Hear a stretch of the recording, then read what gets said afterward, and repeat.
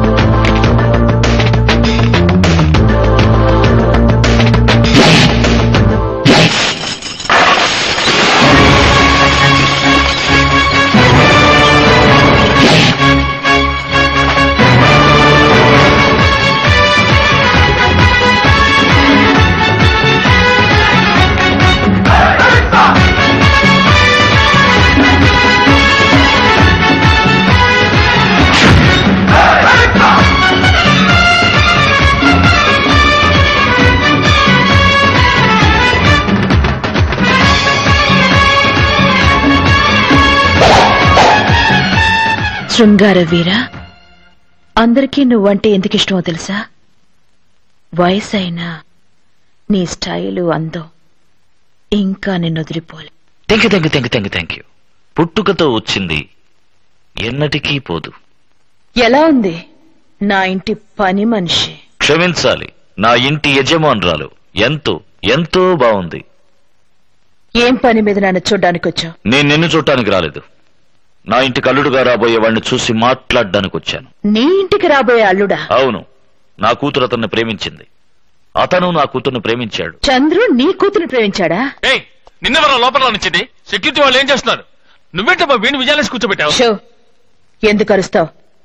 నీ కొడుకుని పిలువు, ఏమిటో మాట్లాడతాట. నా కొడుకు వీడితో మాట్లాడాలా? ఏం మాట్లాడాలా? ఎందుకు మాట్లాడాలి? పిలువు. చంద్రు, ఏమ్మా ఎలా ఉన్నావు? బావున్నా.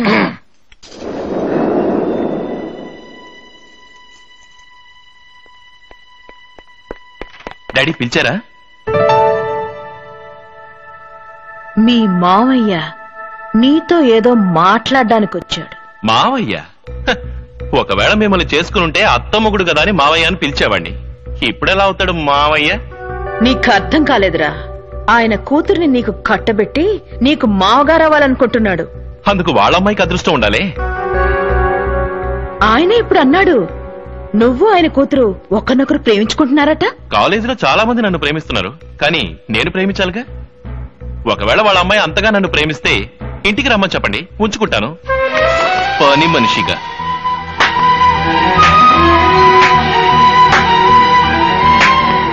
See you, Dad. Bye, Auntie.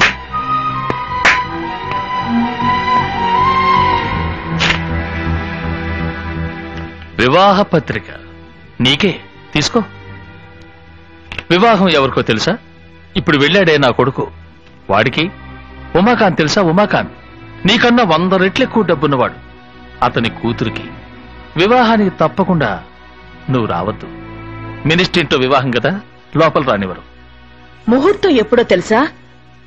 నువ్వు మీ ఊళ్ళో అందరి ముందు ప్రమాణం చేశావే, వచ్చే ముహూర్తానికే నా ఇద్దరి కూతుళ్ళకి పెళ్లి, అది జరగకపోయిందా ఈ నరసింహం ఊపిరి ఆగిపోతుందని. అదే ముహూర్తానికి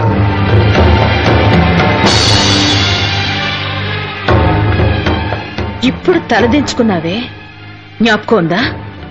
నా పెళ్లిని ఆపినప్పుడు మా నాన్న కూడా ఇలాగే తలదించుకున్నాడు తన కూతుర్ని తలుచుకుని.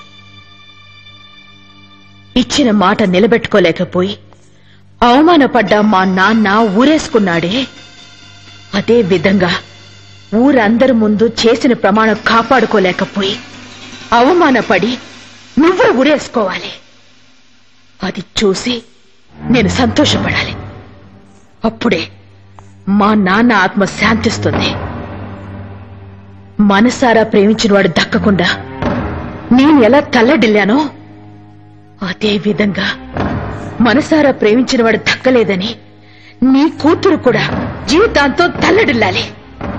నా ఇంటి పని మనిషి, నా జీవితం నాశనం చేసిన నీ ఇంటి యజమాని తన కూతురి జీవితం ఇలా పాడైందే అని తలుచుకొని క్షణ క్షణం కుళ్ళి కుళ్ళి చావాలి.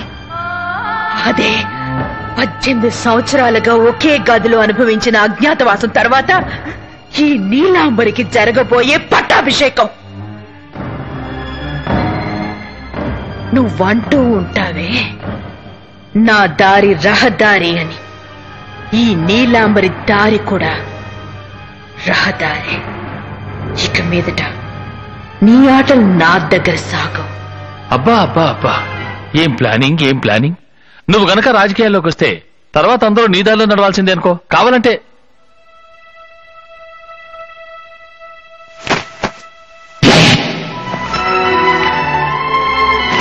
జీవితంలో మొదటిసారి జారిపడింది కదూ. నేను శాలువా అప్పుడప్పుడు మారుస్తాను, కానీ చేయి జాచుకోను. నువ్వు జాచుకో, భద్రంగా ఉంచుకో. ఏంటి జరిగిందంతా మర్చిపోతాననుకున్నావా? రాజకీయవాదులు చేసిన వాగ్దానాలు మర్చిపోవచ్చు, కానీ తిన్న దెబ్బని మర్చిపోరు. రేయ్, తలుపు తెరవండ్రా, నరసింహం గారు పెడతారు.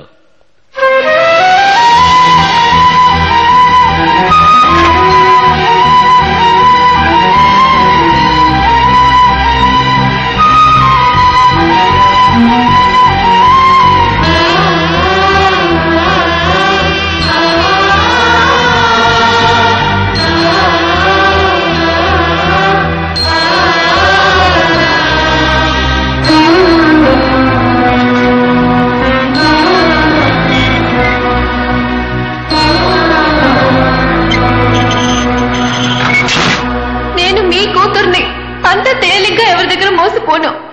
నేను మీ కూతుర్ని, అంత తేలిగ్గా ఎవరి దగ్గర మోసపోను. ఏంటి నరసింహ, ఊరు కూడా రాకుండా ఇక్కడే ఉండిపోయావు? అర్జెంట్ గా రమ్మన్నావట, ఏంటి విషయం? నువ్వు వెళ్ళి వెంటనే పెళ్లికి అన్ని ఏర్పాట్లు చేయమని వసుంధర కబురు చేయి. పెళ్లిగా బాగా ఆలోచించి ఈ నిర్ణయం తీసుకున్నావా? ఆలోచించకుండా ఏ నిర్ణయం తీసుకోవాలని నీకు తెలుసుగా.